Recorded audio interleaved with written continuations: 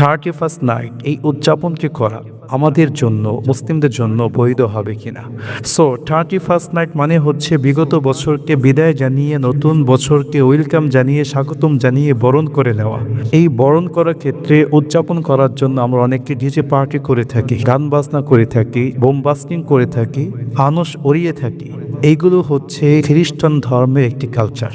So আপনি bomb busting করেন, DJ party করেন, ফানুস ওড়ান, বিভিন্ন জায়গায় আগুন লেগে যায়, যার ফলে অনেক মানুষের কষ্ট হয়। তাই এইগুলো করা আমাদের জন্য সম্পূর্ণরূপে হারাম, জায়েজ নেই। বুখারী শরীফের বর্ণনায় বিশ্বনবী সাল্লাল্লাহু আলাইহি ওয়াসাল্লাম বলেছেন, আল মুসলিমু মান সালিমাল মুসলিমুনা মিন লিসানি ওয়া ইয়াদিহি।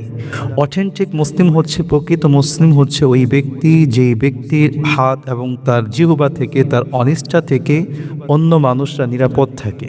সুতরাং 31st নাইটে এই উদযাপন করা সম্পূর্ণ হারাম, জায়েজ হবে না। আর এই উদযাপনটি হচ্ছে খ্রিস্টান ধর্মের কালচার। আবু দাউদ শরীফের বর্ণনায় বিশ্বনবী সাল্লাল্লাহু আলাইহি ওয়াসাল্লাম বলেছেন, মান তাশাবাহা বিকওমিন ফাহুয়া মিনহু। যে ব্যক্তি বিজাতির কালচার, বিজাতির থিওরি গ্রহণ করবে, কিয়ামতের মাঠে তার হাসর নাসর, তার হিসাব তার সাথেই হবে।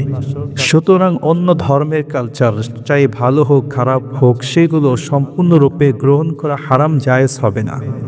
কারণ কোরআনুল কারীমের 3 নং পারা 20 নং পৃষ্ঠায় সূরা আলে ইমরানের মধ্যে আসছে, আল্লাহ রাব্বুল আলামিন বলেছেন, ওমাই ইয়াবতাগি গায়রাল ইসলামি দীনান ফালাই ইউকবালা মিন ওয়া হুয়া ফিল আখিরাতি মিনাল খাসিরিন। যে ব্যক্তি ইসলাম ছাড়া ভিন্ন ধর্মের কালচার গ্রহণ করবে, ওইটা তার থেকে কখনোই গ্রহণ করা হবে না।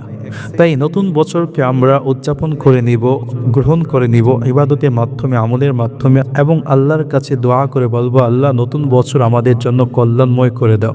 This is must the best for our life. তাহলে এটা আমাদের জন্য উত্তম হবে ইনশাআল্লাহ।